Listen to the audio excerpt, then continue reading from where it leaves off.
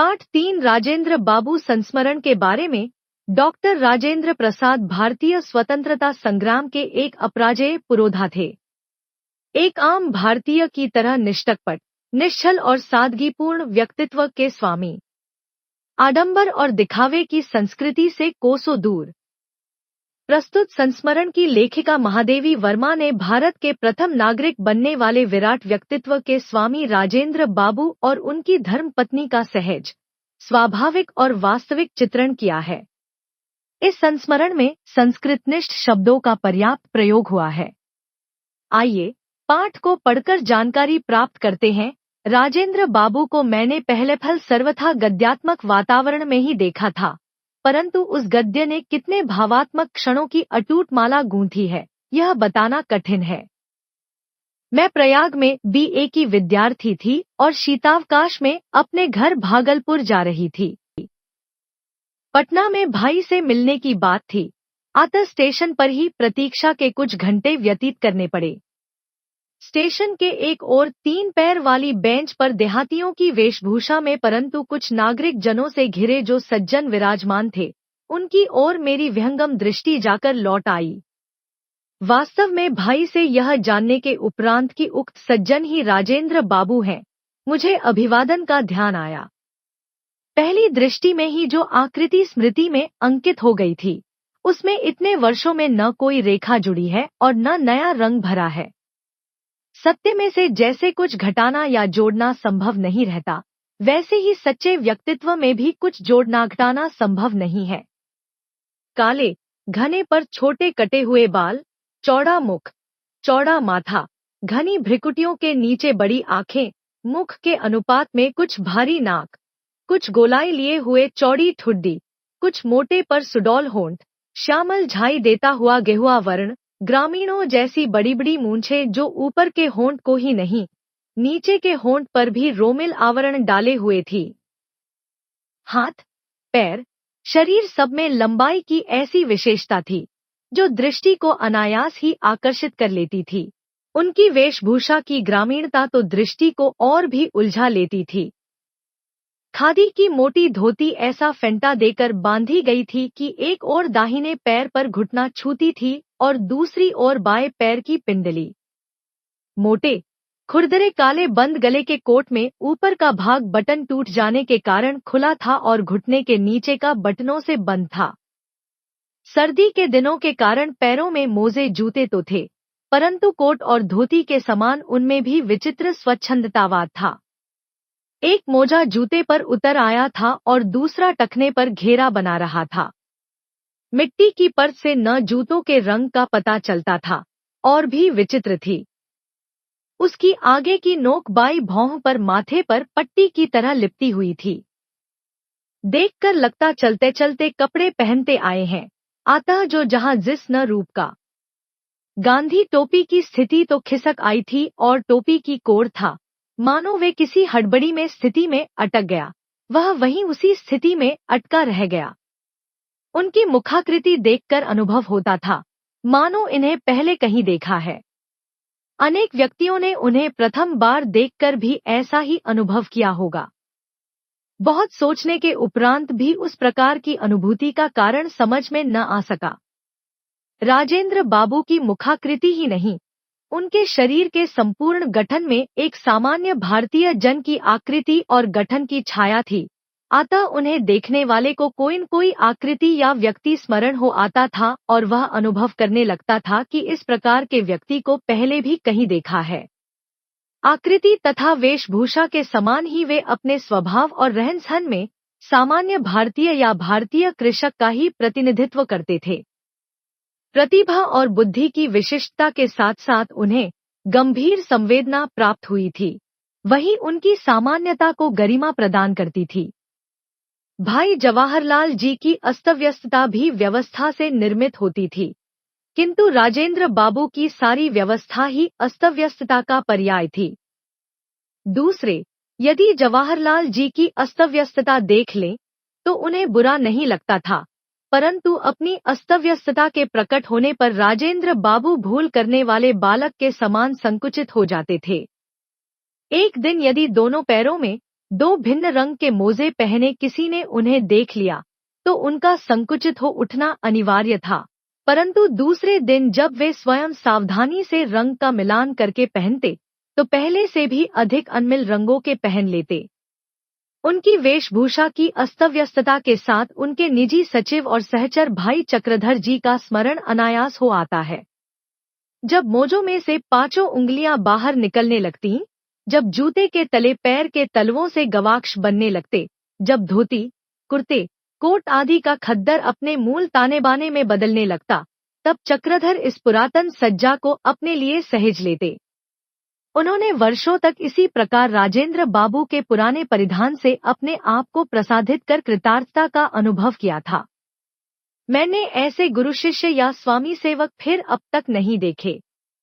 राजेंद्र बाबू के निकट संपर्क में आने का अवसर मुझे सन 1937 में मिला, जब वे कांग्रेस के अध्यक्ष के रूप में महिला विद्यापीठ महाविद्यालय भवन का शिलान्यास करने प्रयाग आए। उनसे ज्ञात हुआ कि उनकी 15 से 16 पौत्रियां हैं, जिनकी पढ़ाई की व्यवस्था नहीं हो पाई है। मैं यदि अपने छात्रावास में रखकर उन्हें विद्यापीठ की परीक्षाओं में बैठा सकूं, तो उन्हें कुछ विद्या प्राप्त हो सकेगी। पहले बड़ी, फिर छोटी, फिर उनसे छोटी के क्रम से बालिकाएं मेरे संरक्षण में आ गईं, और उन्हें देखने प्रायः उनकी दादी और कभी-कभी दादा भी प्रयाग आते रहे। तभी राजेंद्र बाबू की सहधर्मिणी के निकट संपर्क में आने का अवसर मिला। वे सच्चे अर्थ में धरती की पुत्री थी, साध्वी, सरल, क्षमामयी, सबके प्रति ममतालु और असंख्य संबंधों की सूत्रधारिणी।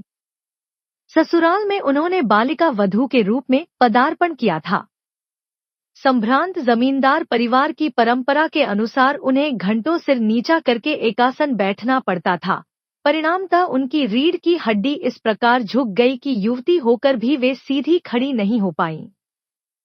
राजेंद्र बाबू ने बताया कि बालिकाओं की दादी किसी का छुआ नहीं खाती, केवल ब्राह्मण रसोइया इसका अपवाद है। छात्रावास का रसोइया महाराज उनकी थाली परोस देगा। कुछ अन्यथा न मानना, कहकर वे संकुचित से हो गए। बिहार के जमींदार परिवार की वधू और स्वातंत्र्य युद्ध के अपराजय सेनानी की पत्नी होने का न उन्हें कभी अहंकार हुआ और न उनमें कोई मानसिक ग्रंथि ही बनी। छात्रावास की सभी बालिकाओं तथा नौकर चाकरों का उन्हें समान रूप से ध्यान रहता था। एक दिन या कुछ घंटे ठहरने पर भी वे सबको बुला बुलाकर उनका तथा उनके परिवार का कुशल मंगल पूछना न भूलती थी। घर से अपनी पौत्रियों के लिए लाए मिष्टान्न में से प्रायः सभी बंट जाता था। देखने वाला यह जान ही नहीं सकता था कि वह सबकी या अड्या अर्थात दादी नहीं है। गंगा स्नान के लिए तो मुझे उनके साथ प्रायः जाना पड़ता था। उस दिन संगम पर जितना दूध मिलता, जितने फूल दिखाई देते, सब उनकी ओर से ही गंगायमुना की भेंट हो जाते। कोलाहल करते हुए पंडों की पूरी पलटन उन्हें घेर लेती थी, पर वे बिना विचलित हुए शांत भाव से प्रत्येक को उसका प्राप्य देती चलती थी। बालिकाओं के बारे में राजेंद्र बाबू का स्पष्ट निर्देश था कि वे सामान्य बालिकाओं के साथ बहुत सादगी और संयम से रहें। वे खादी के कपड़े पहनती थी, जिन्हें वे स्वयं ही धो लेती थी। उनके साबुन, तेल आदि का व्यय भी सीमित था। कमरे की सफाई, झाड़ पोंछ, गुरुजनों की सेवा आदि भी उनके अध्ययन के आवश्यक अंग थे। उस समय संघर्ष के सैनिकों का गंतव्य जेल ही रहता था, अतः प्रायः किसी की पत्नी, किसी की बहन, किसी की बेटी विद्यापीठ के छात्रावास में अनुपस्थित होती थी। देश स्वतंत्र होने के उपरांत उनमें से कुछ दिल्ली चली गई और कुछ विशेष योग्यता प्राप्त करने के लिए अंग्रेजी के विद्यालयों में भर्ती हो गई। केवल राजेंद्र बाबू अपवाद रहे। उनके भारत के प्रथम राष्ट्रपति हो जाने के उपरांत मुझे स्वयं उनकी पौत्रियों के संबंध में चिंता हुई। उनका स्पष्ट उत्तर मिला, महादेवी बहन, दिल्ली मेरी नहीं है, राष्ट्रपति भवन मेरा नहीं है। अहंकार से मेरी पोतियों का दिमाग खराब न हो जाए, तुम केवल इसकी चिंता करो। वे जैसे रहती आई हैं, उसी प्रकार रहेंगी। कर्तव्य विलास नहीं, कर्मनिष्ठा है। उनकी सहधर्मिणी में भी किसी प्रकार का परिवर्तन नहीं हुआ। जब राष्ट्रपति भवन में उनके कमरे से संलग्न रसोई घर बन गया, तब वे दिल्ली गई और अंत तक स्वयं भोजन बनाकर सामान्य भारतीय गृहिणी के समान पति, परिवार तथा परिजनों को खिलाने के उपरांत स्वयं अन्न ग्रहण करती थी। उस विशाल भवन में यदि अपने अद्भुत आतिथ्य की बात न कहूं, तो कथा अधूरी रह जाएगी। बालिकाओं की दादी ने मुझे दिल्ली आने का विशेष निमंत्रण तो दिया ही, साथ ही प्रयाग के सिरकी के बने 1 दर्जन सूप लाने का आदेश भी दिया। उन्होंने बार बार आग्रह किया कि मैं उनके लिए इतना कष्ट अवश्य उठाऊं, क्योंकि फटक निचोड़ने के लिए सिरकी के सूप बहुत अच्छे होते हैं, पर कोई उन्हें लाने। प्रथम श्रेणी के डिब्बे में 12 सूपों को टांगने पर जो दृश्य उपस्थित हुआ, उससे भी विचित्र दृश्य तब प्रत्यक्ष हुआ, जब राष्ट्रपति भवन से आई बड़ी कार पर यह उपहार लादा गया। राष्ट्रपति भवन के हर द्वार पर सलाम ठोंकने वाले सिपाहियों की आंखें विस्मय से खुली रह गईं। ऐसी भेंट लेकर कोई अतिथि न कभी वहां पहुंचा था, न पहुंचेगा। पर भवन की तत्कालीन स्वामिनी ने मुझे अंक में भर लिया। राजेंद्र बाबू तथा उनकी सहधर्मिणी सप्ताह में 1 दिन अन्न नहीं ग्रहण करते थे। संयोग से मैं उनके उपवास के दिन ही पहुंची, अतः उनकी यह जिज्ञासा स्वाभाविक थी कि मैं कैसा भोजन पसंद करूंगी। उपवास में भी आतिथ्य का साथ देना उचित समझकर मैंने निरन्न भोजन की ही इच्छा प्रकट की। फलाहार के साथ उत्तम खाद्य पदार्थों की कल्पना स्वाभाविक रहती है।